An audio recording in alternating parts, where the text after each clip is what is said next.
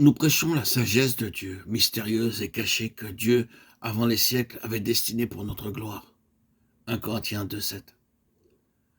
Le roi de Babylone avait prévu que ces jeunes juifs deviendraient des ingénieurs, des scientifiques, des docteurs, pour faire prospérer son royaume. Mais le dessein de Dieu était quelque peu différent.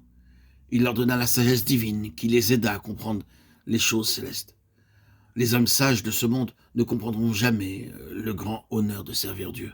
Les serviteurs de Dieu sont ses partenaires et ses collaborateurs de manière très précieuse. Car le Seigneur l'Éternel ne fait rien sans avoir révélé son secret à ses serviteurs les prophètes. Amos 3,7. Beaucoup de gens ne réalisent pas la valeur de la sagesse céleste.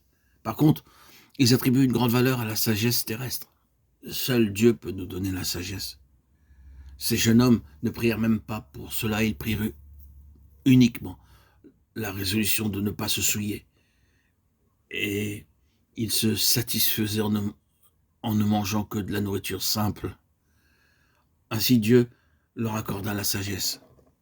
Daniel 1,17. Ces 4 jeunes hommes, Daniel, Shadrach, Meshach et Abed-Nego, étaient de la tribu de Juda. Juda signifie louange.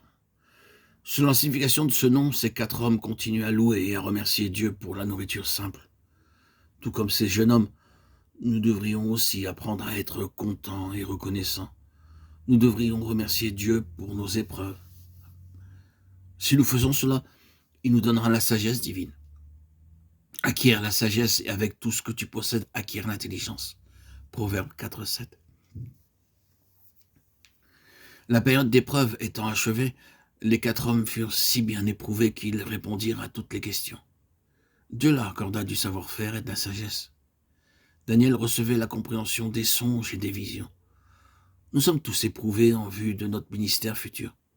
Si nous lui obéissons, nous saurons alors ce que sera notre vocation dans les jours difficiles de la fin. Demandez à Dieu de faire de vous un vainqueur comme Daniel. Refusez d'être souillé par quelque tentation dans laquelle le diable veut vous entraîner. Et quelle que soit la situation dans laquelle Dieu vous place, croyez qu'elle est permise par Dieu pour vous préparer en vue du ministère futur. Et ceci vous aidera à veiller et à être prêt pour l'avenir. Cette œuvre de préparation comporte plusieurs stades en vue de nous préparer pour les responsabilités futures. Dans le chapitre 2, nous voyons comment Dieu prouve aux magiciens, aux astrologues et aux sorciers babyloniens la supériorité de la sagesse divine sur la sagesse terrestre. Daniel, chapitre 2. Tous les gens du monde sont testés par Dieu de cette manière. Lorsqu'ils font face à la mort ou à d'autres situations terribles, ils sont remplis de crainte et tourmentés jour et nuit.